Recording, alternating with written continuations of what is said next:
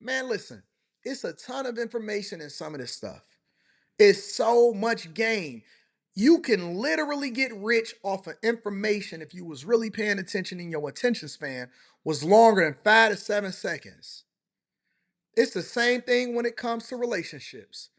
If you can't get past the aesthetics of your first impression because they never get a second chance to make a first impression in front of you, and so you never get the chance to understand who they are. You don't get to see who they are, you don't get to see what their mindset is, you don't get to see how they treat people, you don't get to see what they do for a living, you don't get to see what it is that they do, what their goals are. He never communicated that to you because he never had to. All he had to do was be 6 feet, have a six pack,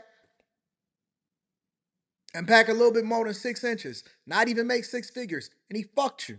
You gave your whole body the very thing that was the most precious to you. Your hymen was broken by a nigga that didn't give a fuck about you because you have a 5 to 7 second attention span and you can't even see past. That's why they're able to develop the algorithms that they developed, why they was able to easily test out and be so successful when it comes to these social media platforms and its technology that they implemented because they already taken it from your real life experiences. They see it and you demonstrate it to them every single day.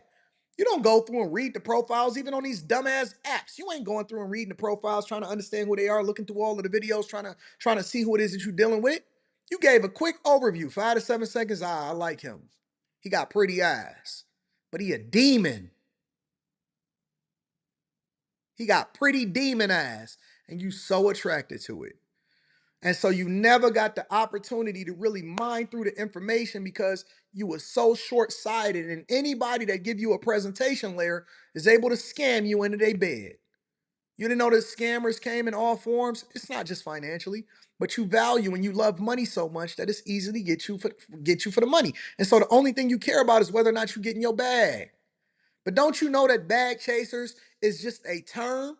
But the idea of being a bag chaser, being a Patreon member, is that we go and we chase after the things that's best for us, understanding that all the good things come along with it. The money come along with it, the relationships come along with it, the greatness come along with it, the networking come along with it, the spirituality come along with it, the good friendships come along with it. That's what being a bag chaser really is. That's why we meet in person. That's why we got the Discord. That's why we connect. That's why we do sock club. That's why we do the mastermind sessions. That's why we drop the videos. That's why we connect with each other on a regular basis. If you look in these chats, it's the same people that rock with me over here, that rock with me over there. And when I come to their city, they show me love because it's a lifestyle. But you can't see past your arm. If it don't go that far, you can't see it. And so anything that looks pretty in front of you, you willing to fuck it. But don't you know that that's a demon? They rotten to their core. They rot. Would you bite into an apple that's rotten on the inside but just got a pretty shine on the outside? That's all they doing. They dressing it up the same way that they do the commercials. You get so enticed by the commercials. You see these burger commercials. You see all of these food commercials, and the chicken fall and it bounce up. Man, don't you know that all of that is fake food? It's not even cooked all the way through. That the very thing that you biting into is rotten to its core, but you only looking at the presentation layer, and so all they got to do is put a little bit of mask on, and that's how they beat their face. He jump in the gym and he spent a whole lot of time in the gym, but he never worked on the inside. He never worked on his inner man. His outer man, his presentation layer is beautiful. The inside of him is rotten to the core.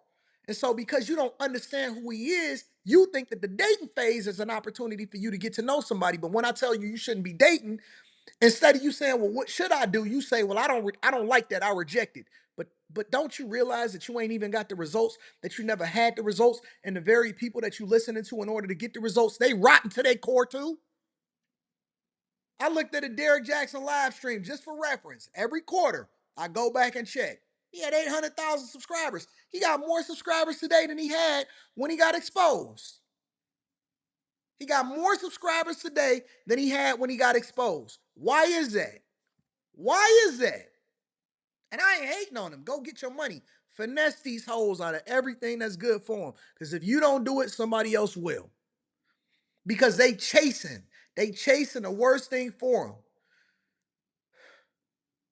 And they continue to go ahead and do the wrong thing every single day. Why are y'all taking relationship advice from a motherfucker that can't even keep his family together? How is that possible? How can you take relationship advice from a nigga that can't keep his family together? If you understood your word, then you would also understand that Moses couldn't even communicate that well. That's why God gave him Aaron. They don't talk about Aaron. They only talk about Moses because they so busy consumed with parting the Red Sea and let my people go. Let my people go. You so consumed with the story. You so consumed with all of the theatrics and shit like that that you never truly got the message. Moses' right-hand man was Aaron because Moses couldn't even really communicate that well. The very thing, the vessel by which God decided that he wanted to use in order to communicate with the people wasn't even what the people thought was supposed to come to him. That's why they rejected Jesus. Paul, David, it goes straight on down the line. The very thing that you think is supposed to come in the form as, that ain't it. Because God can't get no glory in that. If he gave it to you in the perfect presentation layer, it wouldn't take any faith or any work on your end in order to really believe him. So he said, listen, you got to believe in me. You got to believe in me. It can't come in the way that you think it's going to come. You keep praying to God thinking that he think you so special when there's 9 billion people on this earth. So he's supposed to just talk directly to you. No, he sent you a messenger. He sent you the message. And when you get to the pearly gates and they kick your ass out, and you got to be accountable for everything that you do, and you're going to say, hey, God, but you never told me. You're going to say, yeah, I did. I sent you the message. I gave you the message. It came on Wednesday, May 29th at 11:07 p.m. Eastern Standard Time, and you wasn't listening. And what you decided to do, you decided to do it your way. This is your chance right here, right now. And it ain't coming from me, it's coming through me to you. And so I can't even take the credit for the conversation that I'm having right now because it's still on you. I will never be able to take the credit for your greatness for the decisions that you make to change your life to do something well. It's not even about me. It's only about me making sure I give you and being obedient because obedience is better than sacrifice. And so I got to be accountable for the things that come out of my mouth. So I got to tell the truth.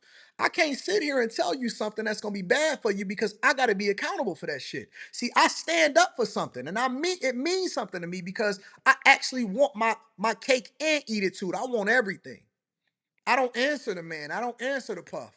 I don't answer the Clive Davis.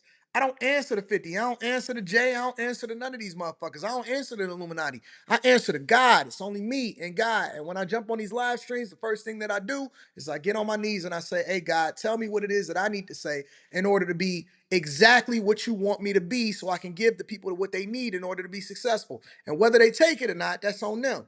And so my goal is to give you the information. And as I go through it, even when I'm going through it financially, even when I'm going through it and building businesses, what I learn as far as my lifestyle and the things that I go through and the reason why I document my life is so that I can basically give you the blueprint of what success is supposed to be so we can remove the excuses and you can stop begging other people for reparations. So you can stop begging everybody for information that's already right there in front of your face. It's right there. It's plain. Made it plain.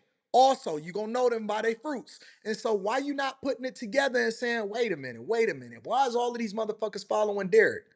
Because the path to righteousness is narrow.